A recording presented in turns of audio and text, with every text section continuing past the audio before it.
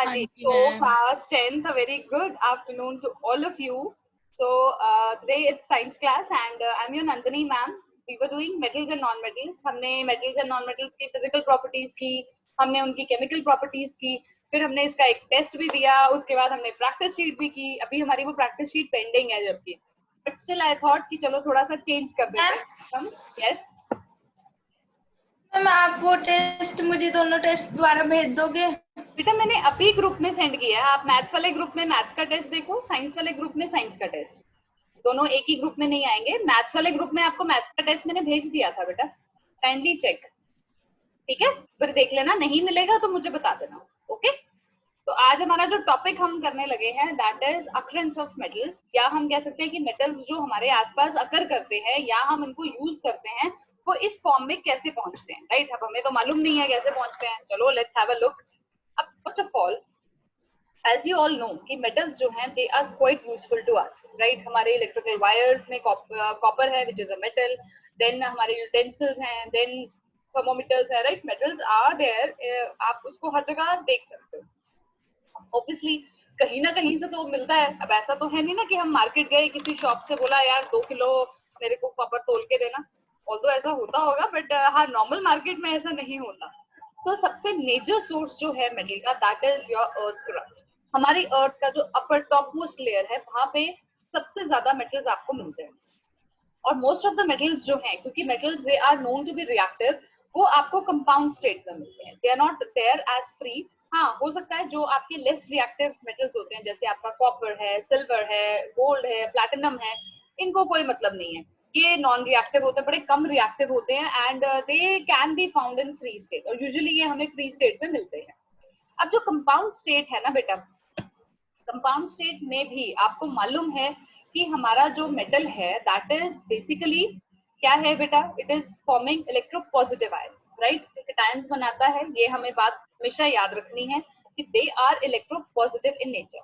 तो compound states में हमें 4 मेन तरह के कंपाउंड्स मिलते हैं. Oxides, right, carbonates, sulphides and chlorides. Okay, इन 4 तरह के कंपाउंड्स में आपको मेटल्स जो है यूजुअली अर्थ क्रस्ट में मिल जाते हैं. अब एक टर्म आती है मिनरल्स. एक तो वो आती है जो हम बैलेंस डाइट में बात करते हैं, दैट इज अनदर. इसमें क्या है, ये वो मटेरियल है जिसमें आपके मेटल या उनके कंपाउंड्स जो हैं वो अर्थ में मिलते हैं. जैसे कि आप लगा लो कोई भी मटेरियल है, जैसे सपोज करो लाइमस्टोन है. लाइमस्टोन क्या है, बेसिकली कैल्शियम कार्बोनेट. तो वो क्या हुआ, आपका एक मिनरल, क्योंकि आप उसमें से एक कैल्शियम जो मेटल है वो अपने एक कंपाउंड फॉर्म में उसमें प्रेजेंट है, राइट? अब एक अलग टर्म है विच इज ओर. ये इंपॉर्टेंट है. ये ओर क्या चीज है, दिस इज बेसिकली मिनरल, लेकिन ये वो मिनरल है जिसमें से आप मेटल को बड़े आराम से और प्रॉफिटेबली एक्सट्रैक्ट कर सकते हैं. The word profitably should be there, क्योंकि अगर सपोज करो हमारे पास 2 ऐसे सॉल्ट हैं, एक सॉल्ट में से उस मेटल को जब हमने एक्सट्रैक्ट किया तो भी हमारी पॉकेट से अराउंड 300 रुपीज लगे. लेकिन जो दूसरा सॉल्ट था उसमें से जब आपने मेटल को एक्सट्रैक्ट किया, आपकी pocket it had to give 3000 rupees. तो ऑब्वियसली वो सॉल्ट हमारे लिए इकोनॉमिकल नहीं है. मतलब आप कम से कम खर्चे में से वो मेटल को एक्सट्रैक्ट कर रहे हो. So those kind of minerals are called as ores. So every ore is a mineral, but every mineral is not an ore. ठीक है, it is a type of mineral. लेकिन इसमें आपकी जो एक इम्पोर्टेंट बात क्या याद है, क्या ध्यान में रखना है कि जो एक्सट्रैक्शन है वो बहुत आराम से होनी चाहिए और इकोनॉमिकल होनी चाहिए, या हम कह सकते हैं प्रॉफिटेबली होनी चाहिए, right? So all ores are minerals, but all the minerals are not ores.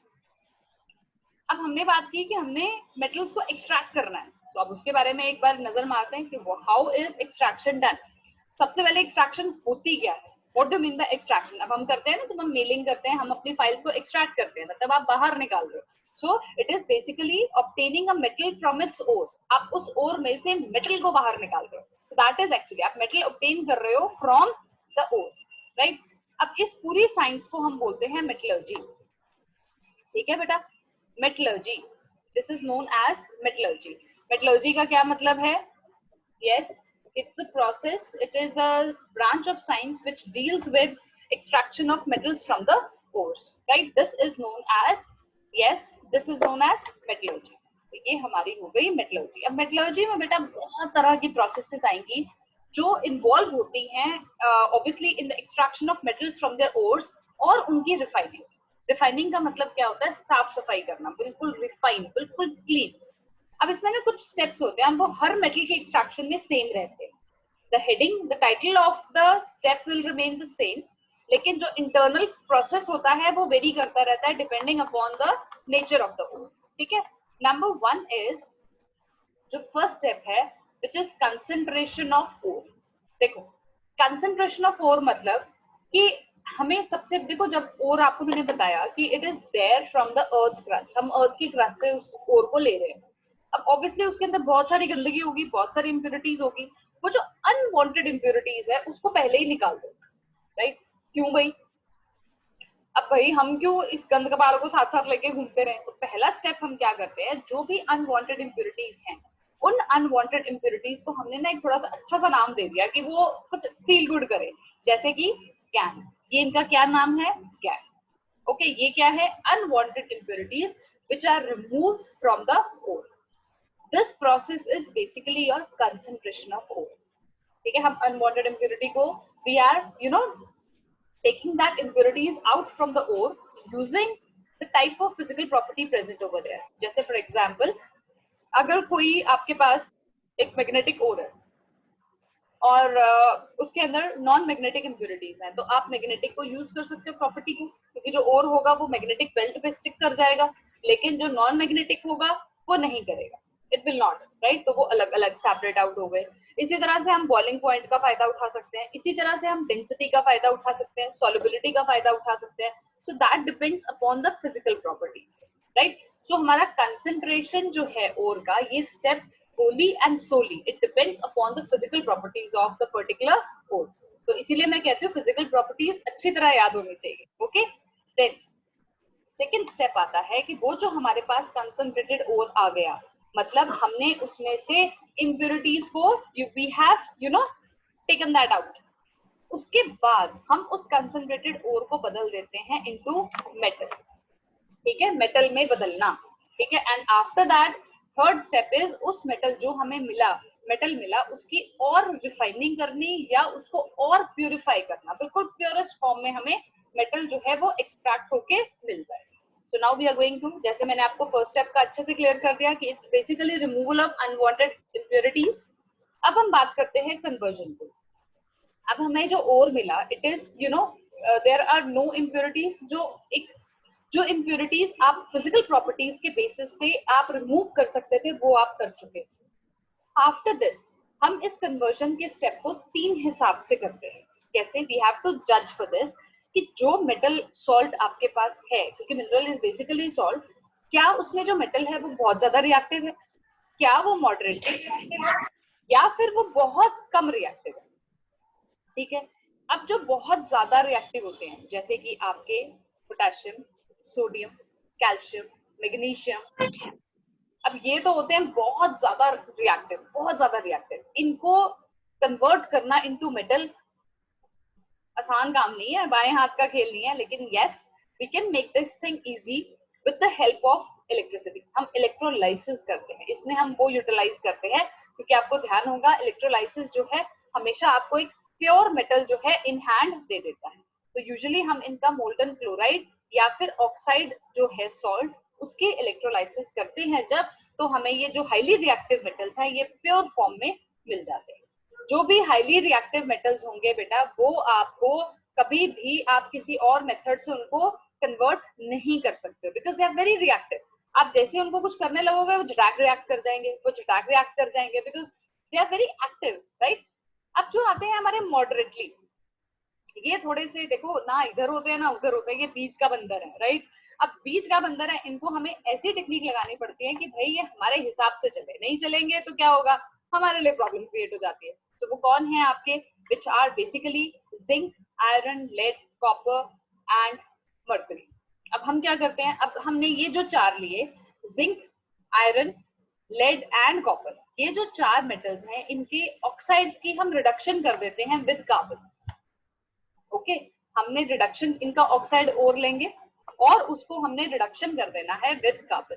तो उससे क्या होगा, अब कार्बन जो है it is a very good reducing agent, वो क्या करेगा, फटाक से ऑक्सीजन को अपने साथ ले लेता है, राइट। अब ऑक्साइड में से आप ऑक्सीजन हटा दोगे तो मेटल ही बचेगा सिर्फ, राइट। सो आपको एक प्योर मेटल मिल गया। और जो हमारे ये कॉपर और मरकरी है, इनके लिए बेटा हमें क्या करना होता है, we are not going to take the oxide ore, हम यहाँ पे सल्फाइड ओर ले लेते हैं और उसकी रिडक्शन करते हैं। ओके, तो रिडक्शन करने के बाद वो भी by giving heat, and silver gold जो लेड है, सॉरी प्लैटिनम है, वो आपके फ्री स्टेट में मिलते हैं, तो उसमें हमें कोई परेशानी नहीं होती। Now we will have a look, ये तो एक जर्नल इंट्रोडक्शन थी आपके लिए। अब हम इसको मेटल पे अप्लाई करके देखते हैं कि कैसे ये स्टेप्स होते हैं, कैसे हम उसको एक्सट्रैक्ट करते हैं। This is quite fascinating, just have a look. देखिए अब सबसे पहले आ रहा है हमारा सोडियम, राइट, सोडियम मेटल। अब मैंने आपको बताया जो सोडियम है बेटा, it is one of the most reactive metals, ठीक है, बहुत रिएक्टिव होता है ये, और ये मतलब इट इज लाइक बहुत शैतान है। सो हमें इसमें क्या मेथड लेना पड़ता है, we are going to prefer electrolysis of molten NaCl। हम इसका क्लोराइड सॉल्ट ले रहे हैं विच इज NaCl, राइट। अब देखो होता क्या है इसमें, वी आर डिकम्पोजिशन रिएक्शन हो रही है, लेकिन हम इसमें इलेक्ट्रिकल डिकम्पोजिशन कर रहे हैं। कैसे कर रहे हैं, रिएक्शन जो मेन रिएक्शन होती है वो क्या है, 2 NaCl breaks up to form 2 sodium and release chlorine gas। अब देखो आपको मालूम है कि जो भी आपका इलेक्ट्रोलाइसिस हो रहा है तो उसमें ऑब्वियसली आपके पास 2 इलेक्ट्रोड्स होते हैं, एक होता है कैथोड और एक होता है एनोड।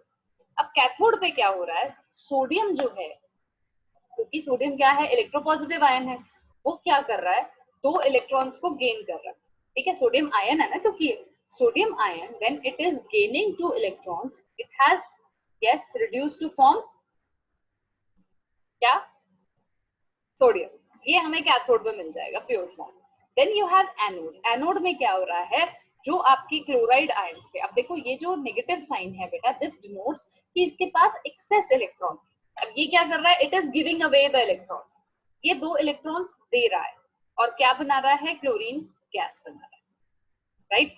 अब इसमें हम एक्वस सोल्यूशन नहीं यूज करते हैं, क्यों, अब सबसे बड़ा रीजन है, अगर आपको ध्यान हो जो केमिकल प्रॉपर्टीज हम करते थे सोडियम की वाटर के साथ, उसमें भी यही था, सोडियम क्या करता है, वाटर के साथ रिएक्ट करना शुरू कर देता है, तो हम इसमें एक्वस सोल्यूशन तो ले ही नहीं सकते, we have to take the molten solution of NaCl, क्योंकि Na जो है जब वो वाटर के साथ रिएक्ट करेगा it will again form NaOH, तो इसीलिए हम क्या करते हैं, we prefer the molten NaCl, right. इसी तरह से पोटेशियम के लिए हम मोल्टन पोटेशियम क्लोराइड लेते हैं, कैल्शियम के लिए हम मोल्टन कैल्शियम क्लोराइड लेते हैं, और मैग्नीशियम के लिए मोल्टन मैग्नीशियम क्लोराइड लेते हैं। Is that clear. अब ये बेटा आपका था मोल्टन, मैंने सोडियम मेटल के लिए बताया, ठीक है। अब इसको देखते हुए आपने, होमवर्क है ये आपका, आपने सेम ऐसे ही स्टेप्स लिखने हैं पोटेशियम के लिए, राइट, देन कैल्शियम के लिए एंड देन मैग्नीशियम के लिए, दोनों तीनों इन मेटल्स में सेम प्रोसेस फॉलो हो रहा है, सिर्फ इसमें आपने ध्यान रखना है कि इसकी क्या वैलेंसी है, कौन कितने इलेक्ट्रॉन लूज करता है, कौन कितने गेन करता है, तो इस बात का थोड़ा ध्यान रख लेना। एंड कल संडे है, आराम से इसको कंप्लीट कर लेना। अब हम देखते हैं थोड़ा सा मॉडरेट जो हमारे रिएक्टिव मेटल थे उनके कंटेक्स्ट में हम देखते हैं कि हमारी जो एक्सट्रैक्शन प्रोसेस है वो कैसे चलती है। देखो अब हम लेते हैं एल्यूमिनियम। एल्यूमिनियम देखो it is one of the most usable elements, और मेटेरियल काफी यूजेबल है और हमें ये चाहिए भी होता है, right, it's there in our everyday life. आप देखते हो एल्यूमिनियम फॉइल्स होती हैं और भी बहुत सारे यूजेस, एल्यूमिनियम फिटिंग्स होती हैं, so aluminium has got a very wide usage.